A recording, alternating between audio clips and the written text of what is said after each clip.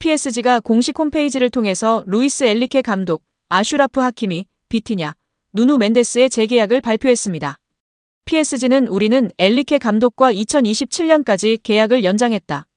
하키미, 비티냐, 멘데스는 2029년까지 재계약을 체결했다고 전했습니다. 이번 재계약으로 PSG는 대부분의 핵심 전력을 2028년 여름까지 보유할 수 있게 됐습니다. 주전급 자원 중에서 2028년 이전에 계약이 종료되는 선수는 2026년에 만료되는 잔루이지 돈나룸마와 2027년에 끝나는 파비앙 루이즈 뿐입니다. 두 선수를 제외한 주전급 자원들은 모두 2028년 혹은 2029년까지 PSG 선수로 뜁니다. 이강인은 2028년까지 계약된 선수 중 하나입니다. PSG와 재계약을 체결한 세 선수의 중요성은 말로 다 설명이 불가능할 정도인데요. 풀백의 중요성이 날이 갈수록 중요해지는 현대축구에서 하키미와 멘데스를 잡은 건 매우 크다는 평가입니다. 하키미는 지난 시즌부터 유럽 최고의 풀백으로 인정받고 있으며 멘데스는 부상을 털고 돌아와 PSG의 왼쪽을 탄탄하게 지켜주고 있습니다. 핵심 미드필더인 비티냐도 마찬가지인데요. 현재 비티냐만큼 중원에서 사령관 역할을 해줄 수 있는 선수는 전 세계에 많지 않다는 평가입니다. 엔리케 감독의 전술 구현에서 매우 중요한 풀백과 수비형 미드필더를 잡았기 때문에 PSG는 후방부터 전방으로 이어지는 코어라인이 앞으로 3년 동안은 탄탄하게 지켜질 것으로 예상됩니다. PSG가 가지고 있는 목표는 딱 하나뿐입니다. 이미 프랑스에서는 적수가 없는 PSG이기에 유럽 최정상으로 인정받을 수 있는 유럽축구연맹 챔피언스리그 트로피를 원하고 있습니다. 킬리안 은바페가 레알 마드리드로 떠나면서 슈퍼스타는 잃었지만 PSG는 이제 조직력을 앞세워 UCL 트로피를 노리겠다는 계획입니다. 슈퍼스타 위주의 영입에서 벗어나 팀에 융화되고 조직력을 올려줄 수 있는 어리고 유망한 자원을 집중적으로 영입하는 중입니다. 이강인도 이러한 방향성에서 영입된 선수 중 하나입니다. 핵심 자원들을 모두 붙잡았기 때문에 당분간 PSG는 전력 유출에 대해서 크게 걱정할 거리가 사라졌습니다. B클럽들에게 있어서 핵심 선수 지키기는 매우 스트레스 받는 작업 중 하나지만 PSG는 전력 보강에만 집중할 수 있는 환경을 마련한 셈인데요. 엔리케 감독의 힘을 실어주기 위해서 2027년까지 재계약한 것도 이러한 방향성의 일환입니다. PSG는 여전히 스트라이커 자원이 약하다는 평가를 받지만 엔리케 감독은 제로톱 전술로 밀고 가는 중입니다. 최근에 우스망 덴벨레가 새로운 역할에서 기량이 터지면서 PSG의 걱정을 덜어주고 있습니다. 이강인과 함께 UCL 트로피를 노리려는 PSG의 계획이 차근차근 진행 중입니다. 올 시즌 이강인은 PSG에서 팀 내 득점 순위 3위에 올라와 있습니다. 우스만 덴벨레와 브래들리 바르콜라를 제외하고는 이강인이 가장 높은 득점력을 뽐내고 있습니다. 미드필더 포지션도 함께 수행하기 때문에 득점 순위 3위는 놀라운 기록입니다. 이와 더불어 팀 내 도움 순위와 공격 포인트 순위에서도 3위를 기록하면서 공격의 핵심으로 분류되고 있습니다. 특히 기회 창출에서 이강인은 팀 내 최고 수준의 기록을 보유했는데요. 기회 창출이 45회로 2위인 덴벨레보다 높았고 빅찬스 창출도 12회로 팀 내 최고인 상황입니다. 은바페 없는 PSG의 왕은 덴벨레인 줄 알았는데 뚜껑을 열어보니 이강인이었습니다. 이에 해외 현지 팬들이 더 좋은 선수가 되기 전에 더 좋은 사람이 될 생각을 해줘서 좋다. 인성도 최고다 등의 반응으로 화답하고 있습니다.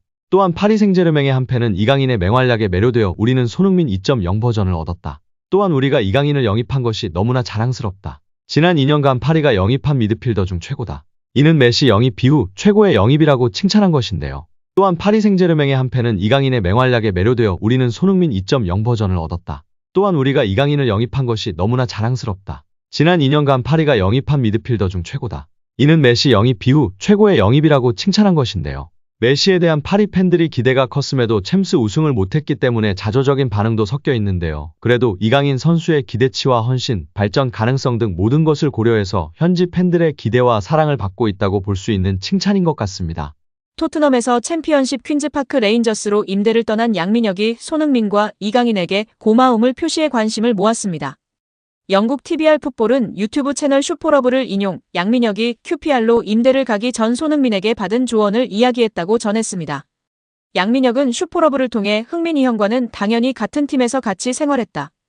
훈련이 끝나고 같이 밥 먹고 냉탕도 항상 같이 했다. 타지에서 같은 팀 선배로서 많은 도움을 주셨다면서 임대 가서도 다치지 말고 경험 많이 쌓고 돌아오라고 했다고 밝혔습니다. 양민혁은 지난 2024년 K리그 강원FC에서 고교생 신분임에도 38경기에서 12골 6도움으로 강한 인상을 남겼습니다. K리그 1 역사상 최초 고교생 신분으로 프로 선수가 된 양민혁은 시즌 중이던 지난해 7월 토트넘과 계약해 주목을 받았습니다. 아직 어린 선수다. 프리미어리그의 높은 수준에 적응하기 위해서는 시간이 필요하다는 포스테코글루 감독의 말처럼 양민혁의 토트넘 데뷔전은 좀처럼 쉽지 않았는데요. 손흥민도 양민혁에게 부담을 주지 말아달라고 당부한 뒤 양민혁은 K리그 첫 시즌 12골과 도움을 많이 기록했고 밝고 두려움이 없는 선수라고 간주했습니다.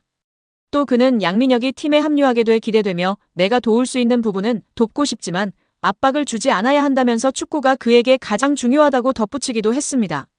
결국 양민혁은 경험을 쌓기 위해 QPR로 임대 이적하기로 했습니다. 요한 랑게 토트넘 테크니컬 디렉터는 제게 있어 임대 시장은 선수들의 성장에 있어 매우 중요한 단계라면서 프리미어리그 데뷔를 한 선수들의 80% 이상이 임대를 경험했다고 밝혔습니다. 양민혁은 이강인의 이름도 언급했는데요. 한국 축구대표팀에서 이강인과 인연을 맺은 양민혁은 여기 와서 강인이 형이 되게 많은 도움을 주신 것 같다.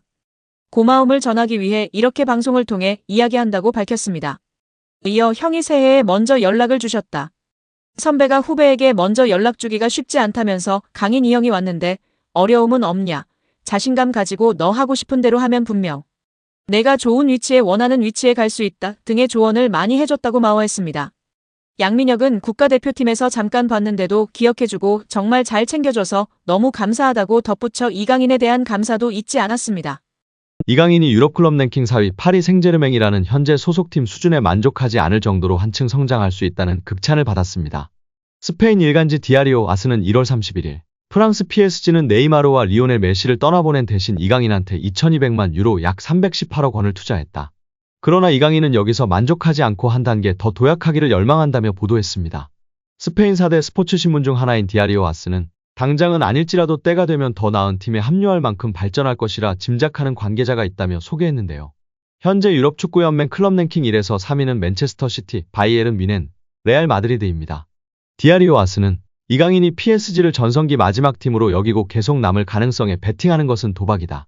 킬리안 음바페가 2024년 여름 이적 시장을 통해 떠난다면 또 다른 거대한 축구 선수가 필요한 이유라고 분석했습니다. 이강인은 2011년 발렌시아 유소년팀 입단을 시작으로 2021에서 2023년 마요르카까지 10에서 22살을 유럽축구연맹 리그랭킹 1에서 2위 스페인에서 보냈습니다. 지난 시즌 마요르카에서는 유럽 5대 리그를 통틀어 네 번째로 많은 드리블 성공을 기록했습니다.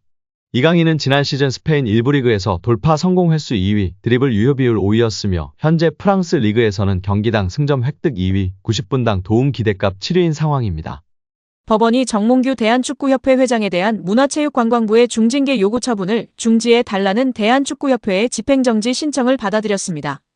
서울행정법원 행정5부 김순열 부장판사는 오늘 11일 축구협회가 문체부 장관을 상대로 낸 특정감사 결과 통보 및 조치 요구 집행정지 신청을 인용했다고 밝혔습니다.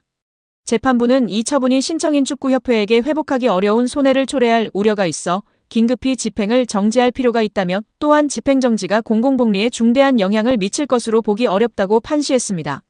문체부는 지난해 11월 대한축구협회에 대한 특정감사 결과를 발표하면서 정몽규 회장 등 주요 인사들에게 자격정지 이상의 중징계를 요구했습니다.